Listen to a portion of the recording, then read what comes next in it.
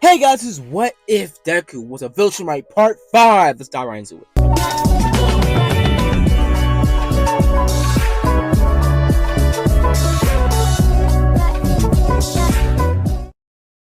So I last left off around, Izuku being Todoroki doing the sports festival. And now that's where we leave off, and that's where we continue our story. Now, we continue our story with Izuku walking back into the lounge area, or more or less getting ready for the last match of the sports festival, him against Bakugo. And this fight has been building up all pretty much since their last encounter doing the combat training. Bakugo is even more filled, more or less. He wants to beat Deku, and he isn't going to stop. He's at a point where he can't lose again. He was already humiliated, and it's to a point where he's scared of Izuku, but he doesn't want to accept that fact. He doesn't want to be scared. He hates being terrified, and he can't live with the fact that he's going to be terrified by a person he bullied almost his whole life. So we get switched to Bakugo, actually, because Bakugo's perspective is getting a lot more tense and a lot more, I guess you could say, immersive. So with that being said, Bakugo is getting ready and is doing some jumping jacks, some stretching, and is getting ready for this fight. He knows Deku isn't going to hold back because he's been egging Deku on the whole match, calling out his name, pressing him in hallways, and more or less taking his absolute fury on Uraka and making her literally get dog walked in front of the entirety of Japan and the whole world on live television, and in front of the school and in front of Izuku, even eyeing Izuku down after he left the match. We get switched back to Izuku, actually, as Izuku is talking to Uraka, as Uraka is trying to tell him not to go too hard on Bakugo because she knows the type of person Bakugo is. Bakugo has been trying to get back at you ever since the combat training. And I know you don't want to be the type of man or the hero that loses his control and loses what makes him a hero, what makes him a man. So please, for me, don't kill him. As Izuku, Chuck was saying, yeah, I won't, I promise. As they kind of lean closer, but they get interrupted when, not Bakugo, but Kirishima would have bumped in saying, yo, you're getting called, like, your match is coming up, guys, you gotta move. As Izuku would pretty much say goodbye to Uraka, as he would have walked past Kirishima, them dabbing each other up, as Kirishima would have said, do your best out there, because I know for a fact Kacchan is going to hold back. As Izuku gets ready, as they're both walking to the match, and this is the fight that's been building up the last two parts. A fight that Kacchan cannot lose, cannot afford to lose. He won't hold back. He'll give it his all, no matter how hard, no matter how treacherous it might be on his body. He'll rather die than lose today. As Bakugo gets to a fighting stance, as Izuku starts to levitate off the ground. As the match begins, the match starts off with a huge gust of wind flying off past Izuku's body. Izuku propels himself straight forward towards Kacchan, but Kacchan blows himself upwards over Izuku as Izuku's surprised by the level of speed that Kacchan just blasted off with. As Kacchan's been training vigorously ever since his fight or his pretty much loss against Izuku. As Kacchan is even more pumped up and is on a mission this match. It throws multiple explosions back to back, overwhelming Izuku with a fury of explosions and smoke screens. Izuku taking some of the hits, but looking over, just seeing pure smoke. Using a thunderclap trying to get rid of the smoke, but after he does that, Kacchan behind him appears, leaving a huge twist of an explosion right behind Izuku's lower back. Izuku gets flying into the sky as he stops himself before he, gets knocked out of the ring. Bakugo wants to beat Izuku, but he isn't stupid. He knows he can't really defeat him in terms of pure raw strength or just straight firepower. Maybe one day he'll be there, but not right now. He needs to get Izuku out of the ring. He needs to get him out of the match. He needs to propel him out of here and move him back. As Izuku doesn't know his end goal yet and just thinking Bakugo is trying to pretty much, hurt him. Izuku flies headfirst, torpedoing right into the ground and torpedoing up the ground right behind Kacchan, grabbing him by the neck and about to chuck him out of the ring, but Bakugo throws a huge explosion before his foot even comes out of the ring, as they're both propelled right into the back of the middle of the ring. It's going to go hit for hit, blow for blow, as Izuku was taking most of the attacks, and every last punch that he landed on it, well, Kacchan was sending him flying. Kacchan had to constantly propel himself back into the middle of the ring, back and forth, back and forth, back and forth. And most of the fight was taking place in the air, Kacchan using a lot of the explosions to keep up with Izuku's flying. Izuku and Kacchan were flying around each other at this point, and were basically playing a match or a game of cat and mouse. Nothing really happening. But Izuku didn't care. More or less, Izuku was getting impatient and wanted to end the match right here, right now, with the words of Uraka in his head, trying to end this with as minimal of no injuries as possible. But that didn't matter. We know the last couple parts, Izuku's been grinding and trying to cope with the fact that he's inherited some Viltrumite tendencies from his father. He's became a lot more brutal in terms of his later fighting tactics, and him losing his patience and also his cool has been a constant reminder of his heritage. Izuku doesn't know yet what his heritage is, or even the horrible truth of what Conquest has done in his life, or what his Viltrumite Empire blood represents in his future. But soon he will figure out what that means, and we will soon figure out what side Izuku's going to be on when that eventual war does come to fruition. Now, with that being said, Izuku would have stopped midway, Bakugo being kind of confused why Izuku just stopped flying, because they've been playing a match of pretty much a game of cat and mouse this whole match, and basically been flying around the entire ring back to back to back, a bunch of airtime being thrown both their ways.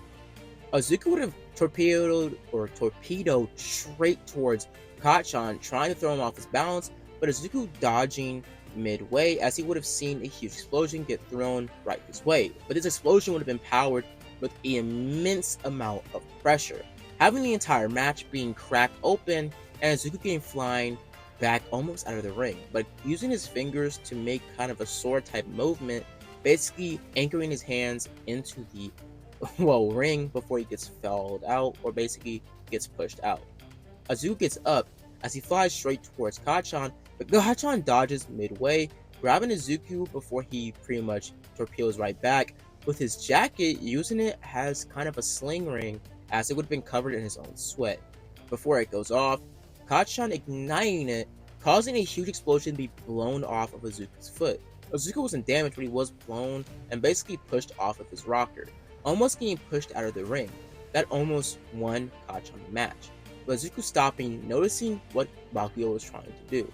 Bakugo was trying to use his momentum and his force and his flying capabilities to get him out of the ring.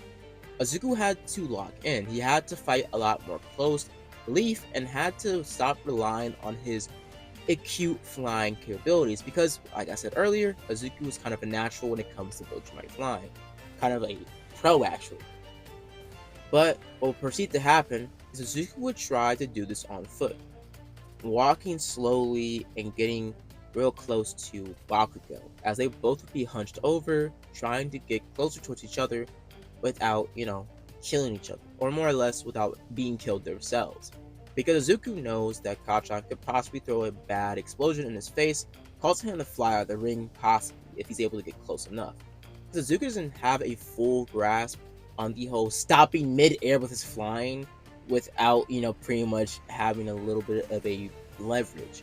Because as we know, with the versus battle against Invincible or Mark and Conquest, Invincible just straight up got stopped by Conquest. Conquest just stopped mid-air when he was getting flown away. Like, he just stopped. Like, no resistance, no nothing. He just stopped, bro. Izuku isn't on that level yet. But with that being said, Izuku tries to get closer as Bakugo throws another explosion in Izuku's face, causing another smoke screen to be appearing as Izuku gets more pissed off than usual, as he throws a huge thunderclap, throwing Bakugo off his rocker as he grabs Bakugo by the arm. But Bakugo grabs Izuku by the arm as they're both in an arm lock, as Izuku sees the rage on Bakugo's eyes. Bakugo can't lose. I can't lose. Not to him! Not to him! As he throws a huge explosion, evaporating their entire vicinity. Bakugo's whole left arm is shattered and burnt to a crisp, burn victim type scars. Bakugo gets sent flying to the ground as you see Izuku gets sent flying into the sky. Izuku is going band for band, it basically felt like he's free falling right now, as he can't get a good grasp on his gravity right now, and he can't stop. Azuku gets sent flying out of the ring, losing the match and Kachan winning. As more or less, they wouldn't have beaten each other, but the whole, getting out of the match, that was the only saving grace Kachan could have pulled to win this match. Bakugo winning and Izuku losing. That being said, Kachan gets first place and Izuku is second place, and Todoroki is third place. After that event, or after that fight would have transpired, well, the following days would have came to a close. But that whole show of strength and speed and strategy, a certain ashy looking man with blue hair would have been watching from afar, noticing the strength of the two teenagers, the two UA students, seeing how strong and how skilled both of them are, and maybe finding potential in both. Now, with that being said, we can switch to the next couple days as you see Deku walk into class with Uraka, as they've been walking and talking, basically getting to class as they would have walked into their hero course, as they would have been well shown to Midnight. Damn, she bad. More or less, we see that Midnight would have told the class that today they're going to be choosing their hero names. Class is talking about hero names and what their hero names should be. Everybody's going and pretty much changing with names and stuff. We see Izuku pretty much get ready for, well, them pitching their hero names. As Midnight would tell them, guys, this is probably going to be your hero name until, like, you're actually heroes. You might want to choose very wisely and don't pick anything that's going to be very outdated in the future. You're teenagers. I know you're not going to make the best decisions, but, like, try to make a good one, okay? As everybody is pretty much going around with names. Uraka trying to go up to Deku and ask him about her name, but being interrupted by Momo, Mina, and Jiro, as they would have all asked them, or all the girls would be gossiping about their hero names. Izuku trying to think about his name, as we see that he gets interrupted by Todoroki of all people. Todoroki says, "What's your hero name going to be?" As Todoroki, for some reason, as continuity, respects Izuku a little bit more. He also very much is intrigued with Izuku because Izuku's the only one in class besides Bakugo that can match him in raw power and win amongst all that. Now, the class would have known Izuku didn't really lose against Bakugo. Bakugo did fight a lot smarter in terms of using his explosions or his pretty much whiplash with his explosions to his advantage to push Izuku off his rocker. Because if you didn't notice the fighting, Izuku wasn't the best in staying in one position when he was flying. He could hold people, he could push things off the ground with his flying. He can grab a freaking airplane and hold it Superman style and land it safely.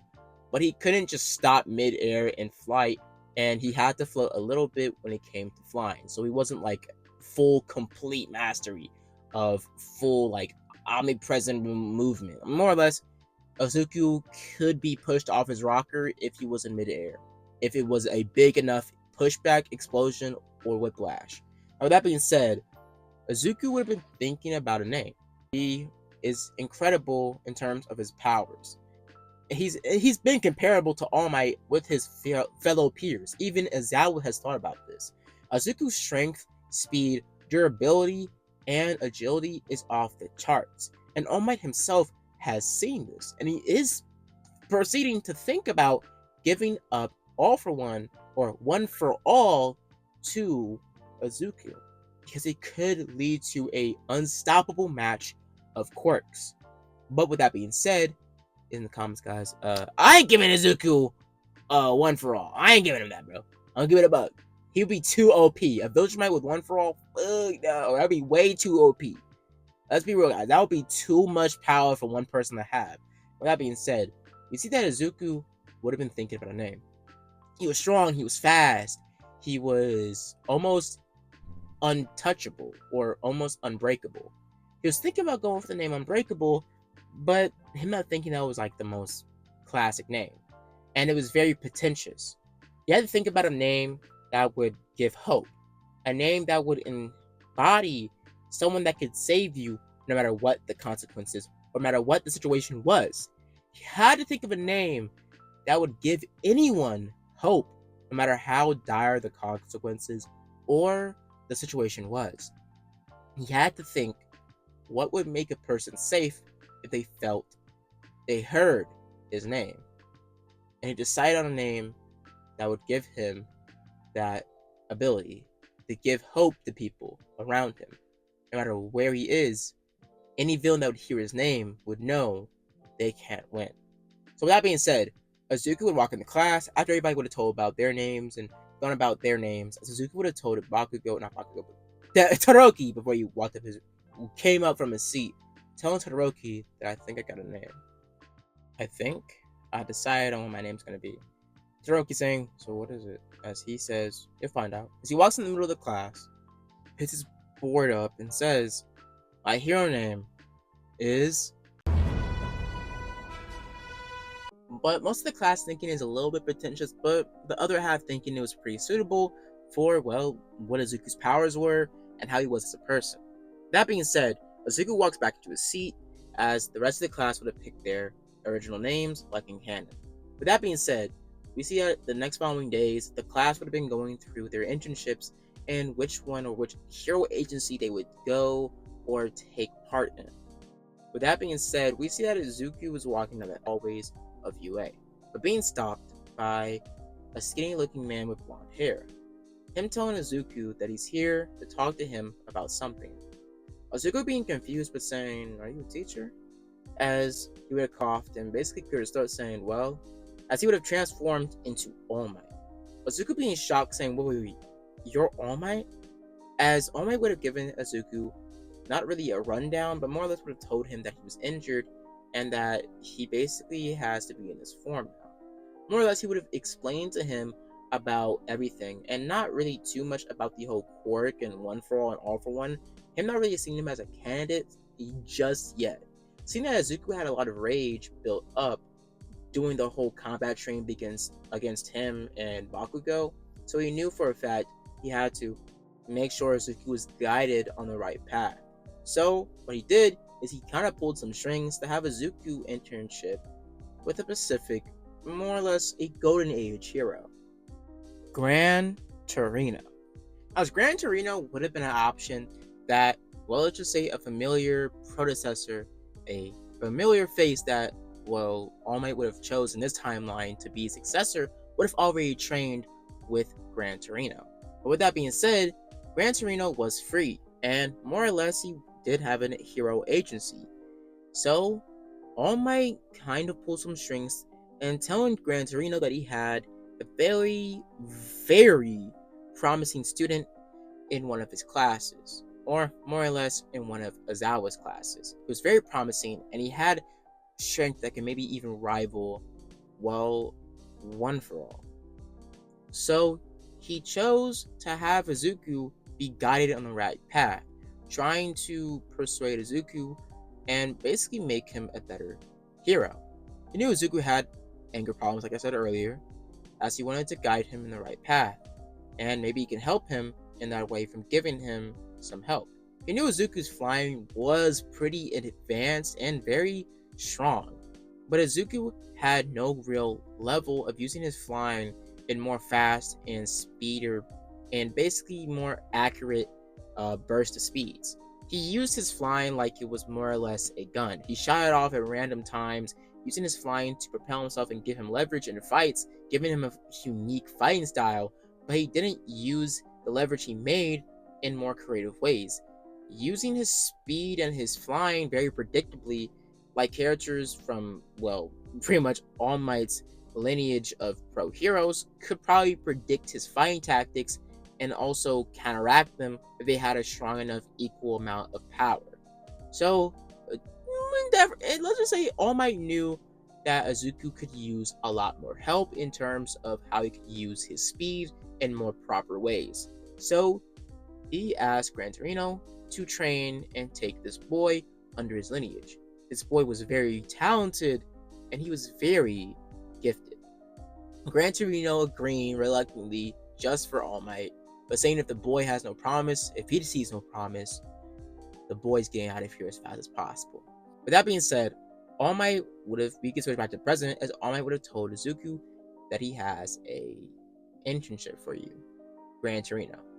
As Izuku has heard about Gran Torino and actually liked him a lot, trying to base most of his attacks and speed off of his familiar tactics, but never really getting fast enough or ever really mastering his level of speed or strength. As All Might would have told him that he's a very tough nut, but he is very, very gifted, and more or less, he's a veteran, and he can teach you a lot of things about hero work, and also how to use your speed and your flying in more creative and more precise ways. And this is exactly what Izuku was looking for.